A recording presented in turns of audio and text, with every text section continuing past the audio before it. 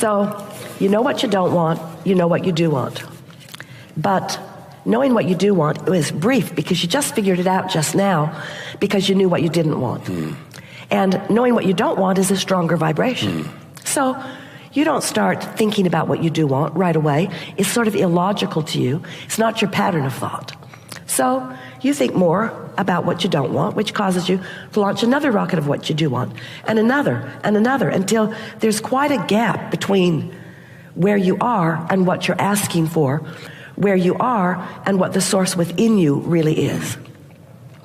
Well, after a while, if your desire is really, really, really strong, in a moment when you're not paying attention and arguing for your limitations, sometimes that desire can triumph. And you can catch a glimpse of who you really are. And that's the benefit.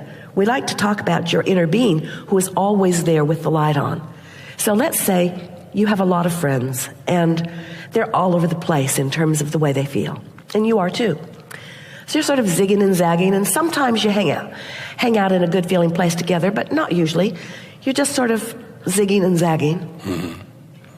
And then you figure this out. You start waking up deliberately and finding good feeling thoughts and practice them until other things like them are joining them. And now you're consistently there. Well, your friends have been up and down and all around, but now you're consistently there. Now they're going to rendezvous with you, and you're going to have a teaching moment, you see. That's what your inner being has been doing all along. It always stays there, and sometimes you have that moment where you get it, you see, because words don't teach. It's only life experience that teaches. It seems like we get almost inundated with bad news. You know, like what we watch on the... You're on the bad news disc, you do? Yeah.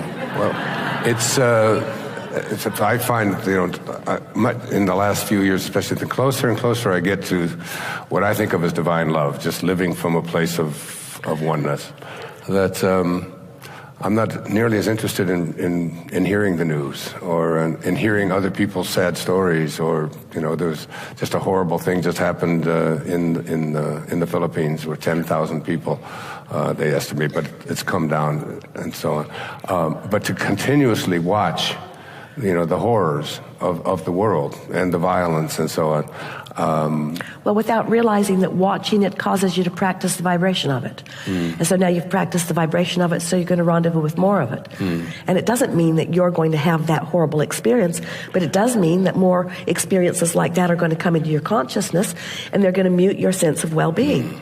And then physical friends say, well, it seems like I should not just put my head in the sand. I shouldn't be oblivious to what's going on in the world. And we say we would be a selective sifter. We would do our best to see our world through the eyes of Source, because Source is looking at the expansion. Source is looking at what is wanted. When you define that you want something, Source looks there. And when you look in opposition to what you have defined for Source, you separate yourself from Source. The vibrational frequency of a question and an answer are very different frequencies. And the vibrational frequency of a problem and a solution are very different frequencies. So when you realize Source is on the solution frequency, and when you're not, you feel bad, because you're not going to feel the inspiration. You're going to maybe feel more contrast and maybe launch more rockets, and good can come from it. We just think that it doesn't have to be so hard for so many of you. But you have to constantly be aware of the kinds of thoughts that are there. I mean, they just come No, but you have to care about how you feel. Because if you care about how you feel, when you start down the track that is not in keeping with the Source within you, you'll feel the emptiness, and that's exactly what it is. You'll feel that you have diverged from what Source thinks about this. That's amazing, because years ago, when I first got a cell phone, I had to put a message on there, and I was very heavy into your work at that time. And so I put an answer on my machine, and it said, this is Wayne Dyer that you've reached, and if your message is designed, and I want to feel good, that's what it's on, I want to feel good. And if your message is designed to do anything other than that, you've reached the wrong number. Perhaps you should, maybe you want to call Dr. Phil or someone, who wants to hear bad news. And I've still kept, that's still my message on my answering machine, because I want to feel good. Now, thoughts... That's the message that Source has, too. Right. So when we're having thoughts that don't make us feel good, we're in a relationship with someone that doesn't make us feel good, we're in a job that doesn't make us feel good, is Source energy going to offer us up experiences that are going to match up to what we are thinking, that is feeling bad, feeling horrible? It isn't Source that's giving it to you. There's no lesson being applied. Well, let's talk about the right, certain people will show up in your life, experiences, synchronistic kinds of things. Always. Things are always working out for you. Always. So it's like your gauge is to look at your feeling. Well, how do I feel? What does this feel like in my body? And if it doesn't feel good, instantly go back to whatever thought it is that I'm having that is allowing this to take place. I mean, can we all just always feel good all the time?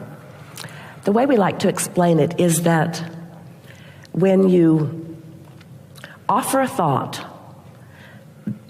about anything, Source, who is always walking with you, thinking with you, living with you, is having a thought about the same thing that you're having a thought.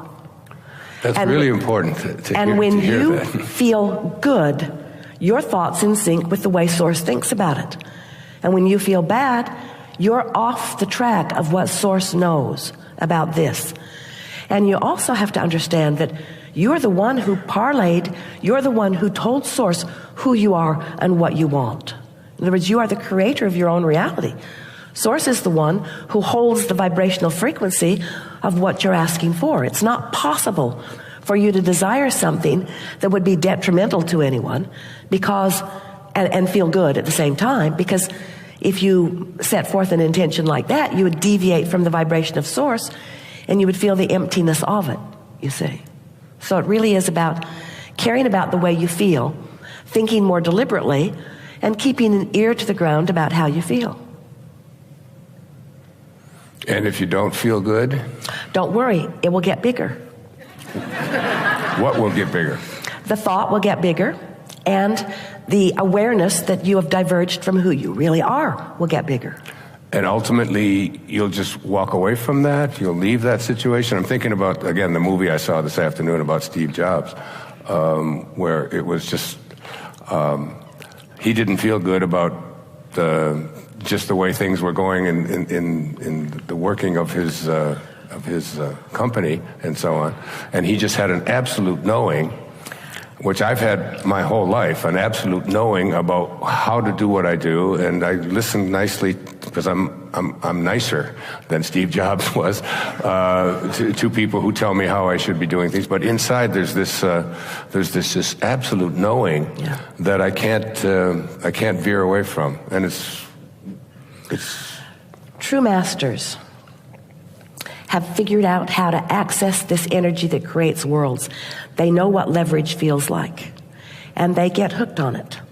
And so when you're accustomed to things moving in big ways, because you've accessed this energy, because you've figured out how to stop shooting yourself in the foot, and you've practiced it, and you've allowed the momentum to get going, then when you deviate from it, you take it pretty hard and you know it. He reached the place, and many of you do, where you just get tired of trying to convince people who are on different vibrational discs what you mean. In other words, he reached the place where he realized, and accurately, that if he were to try to convince them of the course that he believed was right, that he would risk his own alignment, and he wasn't willing to do it. And so he stepped away, created a whole other company, found vibrational alignment, and eventually things came back around to him. But the way we like to describe it is, most physical beings live in a world where they're trying to please each other. They have given their guidance system away long ago, because when your mother or someone holds you as her object of attention and approves of what you do, it feels good to you. So you keep trying to do things that will make her feel approval, which feels good to you, without realizing that every step along that way, that you are giving up your potential awareness of your own guidance that is coming forth from within. So a lot of people come to believe in action and words and group consensus, and they create to a certain degree, but compared to those who tap into this energy stream, it is a very mediocre creating. So there are a lot of people who learn to be nice because it's expected of them, and we're not saying that niceness, that you can't be nice at all situations. We're just saying it's a normal thing when you're focused upon the exact opposite of what you want. It's a normal thing to feel bad. And it is not a normal thing to convince yourself that you feel good when you don't. And that's what you witnessed in that documentary. Right. He wasn't willing to pretend that he was in that leverage that he was so accustomed to when he was not. And so he just stepped back and said, fine, you all do it the way you want to do it, because you are beating to a different drummer than I am.